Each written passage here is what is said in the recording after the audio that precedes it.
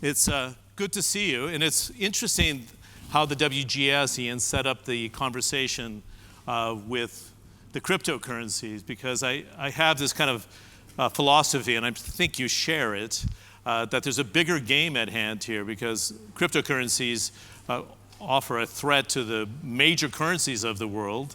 You see them trying to regulate this, the central banks that Alex was talking about. But the dollar right now is based on gold, and it's based on oil. And is that part of the Cold War, would you say? Is it a fair description to say that we should watch for the next 5 years how oil's priced and whether other assets like strategic minerals take such dominance in the energy transition, for example, and what are they priced at? Thanks very much, John, and thanks to the organizers for inviting me here. I think when you enter a Cold War, everything becomes part of the game. And certainly cryptocurrency will become, the dollar will be. One of the codependencies between the US and China is, of course, that China holds $3 trillion of US reserves. Without China, the US would be in a real mess and on the reserve front. And as the US ramps up its debt to try and sustain the consumption, it's China that's supporting that. So how that unwinds and the relationship between it and how China is able to diversify its reserves is absolutely central. And central to that is not only whether it's able to establish a bigger block in its own currency, but also, of course, what happens with central bank digital currencies. Are we in a Cold War, though? I don't want to be so generalist about it, but it's quite extraordinary. Even if you take a look at the aerial vehicles have been shot down in the United States, there's not a clear description of what the heck's going on here. And it's not good if you have these two technology powerhouses, the two global military powers of today not getting along. You'd say that, and can we avoid it? Yeah. I think we're in the foothills of a Cold War. I think it can be avoided. I think it absolutely has to be avoided. The consequences would be devastating for the world. It would also mean that we cannot resolve any other global problem. It means we'll have another pandemic. It means we'll have escalating climate change. It'll mean a very fractious and dangerous world. Of course, it'll slow the world economy.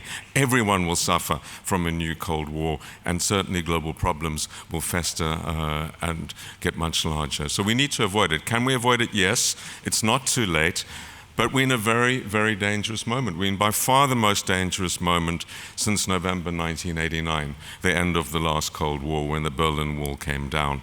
And this is going to require extreme wisdom. I never thought I would think this again in my lifetime, but I wish Kissinger was back in the White House. Someone who... Poor guy's 99. Right. Right. It's not too late, right, for him. Still writing books. There's a lot of burden on his brain. Henry Kissinger. No, he was able to understand the concept of frenemies. He was able to understand that the US and China had to get along. And that was when China was tiny compared to what it is today in terms of its global significance in all respects. We just don't seem to have that appreciation of how serious this could become and how we need to avoid the conflict. Okay, I'm sure you're watching, like I have, how China handles Russia right now. And you can read between the tea leaves. They had, for example, that Shanghai Cooperation Organization meeting, and the translation perhaps was misrepresented in the West. They weren't stern words from Xi Jinping, but President Putin acknowledged this is not a comfortable situation and there has to be a solution. And it also relates to how China would handle Taiwan, right? So they're watching the US response, the European response very carefully. How do you see it, Ian? Well, I think there's almost negligible chance of China invading Taiwan. I think that would be economically and politically suicidal for China. The reason the Communist Party is so strong, the reason the President Xi is so strong, is because they've doubled incomes every 10 years for the last 40 years.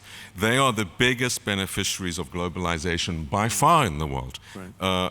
They know that they need the world needs them, and they also need the world not just for economic growth and sustaining their growth and incomes, but also to solve the global problems. They've been through the pandemic. They know they don't want another pandemic. They are the most vulnerable country in the world to climate change. They need a collective solution to the global problems like everyone else does, but even bigger. And I think they absolutely recognize that if they had to invade Taiwan, not they had to, if they did invade Taiwan, that would be the end of the China growth story. They would be absolutely ostracized. It could also lead to the next world war, of course. So I think there's no logical reason for it, but we know that wars don't happen because of logic. We know that the USSR shot down a US spy plane in 1960, and that was very fundamental to the escalations that led to the Cuban Missile Crisis, and we nearly had a global world war then by accident. The leaders had the wisdom to step back.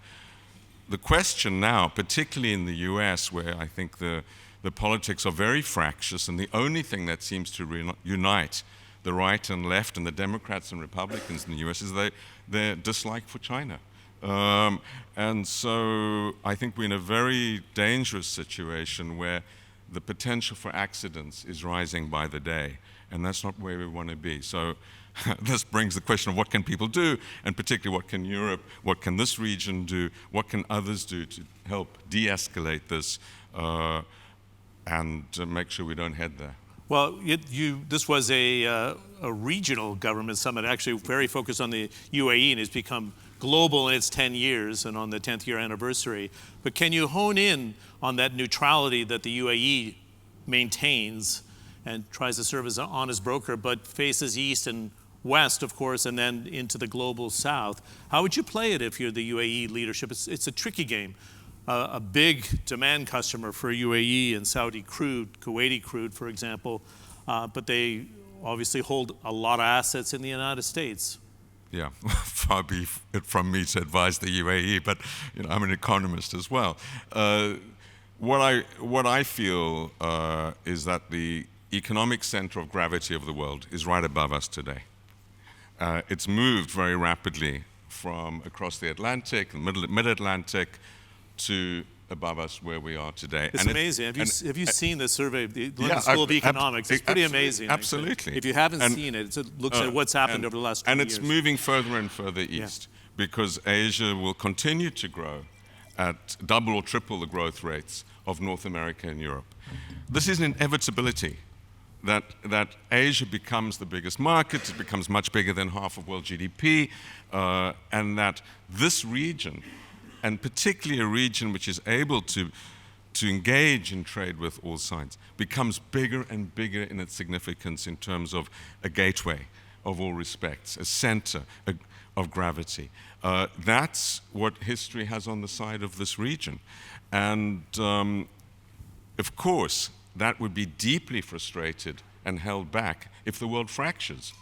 And the worst is if you have to choose. And that's the situation that Europe faces now. Does it have to choose? If we get into a new Cold War, do countries have to choose which side they are? And that would be terrible for this region. It would be terrible for all developing countries. It would be terrible for countries around the world that don't want to have to choose because they want to be able to benefit from global growth and poverty reduction. So this region has a very strong interest as well in avoiding that, like many other places do. And certainly, it was interesting coming in from the airport last night and seeing adverts for Huawei. Now, in the UK, you don't have those anymore. No. Just on that simple one technology, the UK had to choose. And so that's where you don't want to be.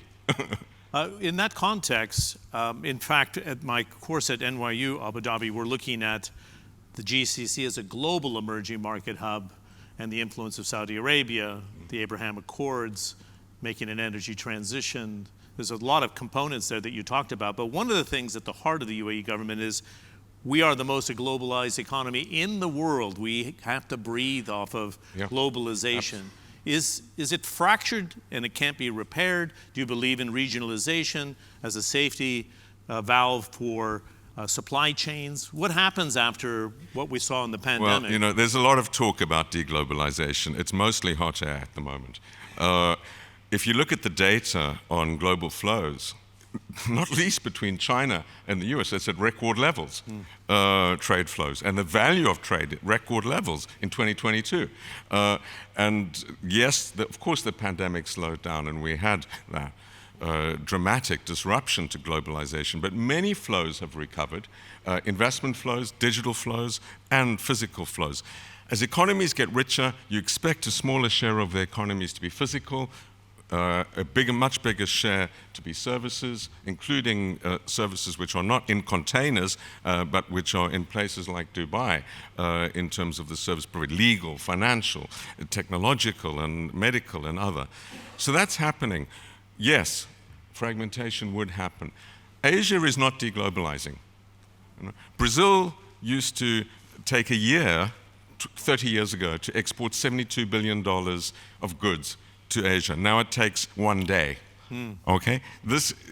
Asia is absorbing materials, sharing materials, supplying materials to the rest of the world. So if it is going to be fragmentation and deglobalization, it's going to be across the Atlantic. And that's the irony of history, because that's the region, not least the US and UK, that started this whole thing, that were the agents of globalization, that saw the wisdom of trade as an agent for economic growth.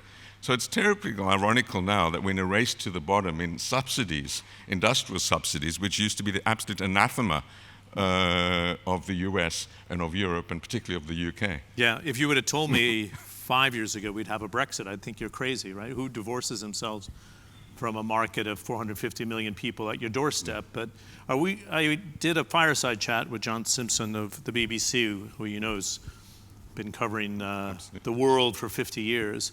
And he says, I see the flickerings of the fact that populism is about to peter out. Do you share that or not? No, I'm very concerned about it. I think there were two drivers for the growth in populism. The one was rising inequality. When people say in the UK, in the north of the UK, or the Midwest of the US, or the north of France, they do not benefit from globalization, they are not fantasizing. They are worse off, their incomes are lower than they were 30 years ago. And that relates to the second factor, which is crises. If we would not have had Brexit in Britain, we would not have had President Trump in the White House had it not been for the financial crisis. These crises, which destroy faith in the ability of people to manage, especially the financial community, who have the best brains, the best money, the best institutions, the IMF, their head is here. These are the absolute pinnacle of the international system and the national system, our central banks, our finance ministries, our treasuries, our CEOs of the banks, our audit committees, etc. When that system is discredited, people lose faith. So I think these crises matter, and one of the things that we need to take away, I believe, is if we want to stop populism, we need to address inequality, make sure people feel better from globalization, not worse, and we need to stop systemic risks. Financial crises, pandemics, etc. Can we do it? Of course, but that requires cooperation between governments. That's the theme of this conference. Well, that's an interesting point, because we haven't had a chance to talk about this in the past, but I'd love to have you address it now.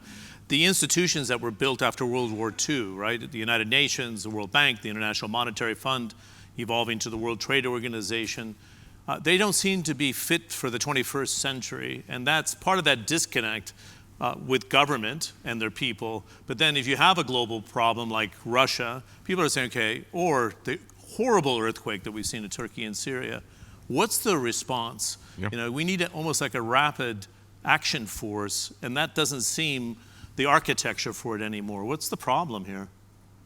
The system is totally unfit for 21st century purpose. You certainly wouldn't want to have been in Syria relying on the Security Council, or in Ukraine relying on the Security Council to save you. And that's true on all fronts. We saw that the best of the system, and it is the best, which is finance, and I was part of it. I was in Washington in the run-up to the financial crisis at the World Bank. We didn't see it coming. So the best of the system is unfit. And that means that there needs to be big. There are lots of reasons for it. One is that we still have the shareholder structure largely that was set in place in 1945. That's one big problem. A second big problem is that the people that are in these institutions are often are civil servants, basically. They don't really understand the kitchen of international finance. They didn't know what credit derivatives were in the run-up to the financial crisis because that wasn't their skill set. So we need a WHO that is greatly reformed and empowered to stop the next pandemic. And one would argue, there's a lot of literature on this, is that it was the candidate for China that sits as the head of the organization. I'm not saying it's true or not true, but there's a lot written about this and the influence of different global powers, the influence of the United States on the IMF and the World Bank, for example. Yeah, I mean, it's... I used to go around the world when I was at the World Bank telling people about good governance. Well, the US president appoints the head of the World Bank. No competitive process or transparent process at all. Who was I to talk about that in that context? So we need a reform which is deep and widespread, but we need to not blame and beat the institutions. One should not beat up on the WHO because it didn't stop the pandemic, or the IMF because it didn't stop the financial crisis, because we, governments, are the shareholders. It's like beating up on a company that does badly rather than blaming the board for their decisions. And so we need to be, it's the governments of the world that need to fix this problem. You cannot fix the problem from within the institutions. Okay, final point, and this wasn't on our agenda this morning, but we have 4 minutes. The threat of our lifetime is climate change, right? And then we have these different camps, the oil and gas producers who want to be part of the solution and should be under one tent. But we see such division. Environmentalists, the development economists, for example, the banks, the energy companies, they're all extremely divided. And as a result, progress in the COP process, the language within the UN community when it comes to climate doesn't relate to this group in the room whatsoever. The consumer has almost no stake in it. Don't you worry that with the US, China, and the Cold War, that we're just not implementing fast enough? No, as I mentioned, the greatest danger in a Cold War is that everyone's not only unable to cooperate to solve the problem, but distracted and only focusing on these issues. And that's the real danger. We're sitting in a room called COP28, yes. So it's right that we focus on this. It'll be down the road when it happens. Absolutely. I think we're going to see a rapidly rising awareness. We're going to start seeing a greater intensity, frequency of climate-related episodes. It'll touch everyone's life in the world. And the only question is, like with world wars, like with the Cold War, is do we wake up when it's too late? Or are we wise enough as a species to preempt these risks and stop them? I'm so happy you said that, because I become frustrated with daughters, and you kind of think, what's going to be left for them? Why is it that our species, the human species, cannot plan medium and long term? The Rio Agreement was signed in 1992. We've been kind of, arguing for 30 years whether climate change is real or not. Can government be fit for purpose to change that? I think, we shouldn't be too gloomy.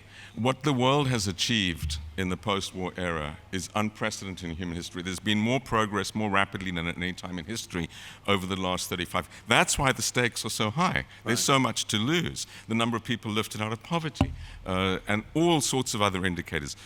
The empowerment of women, our knowledge of climate change. All of these things are extraordinary breakthroughs of recent years, and there's much more to come. We're at the beginning of this threshold of progressive change.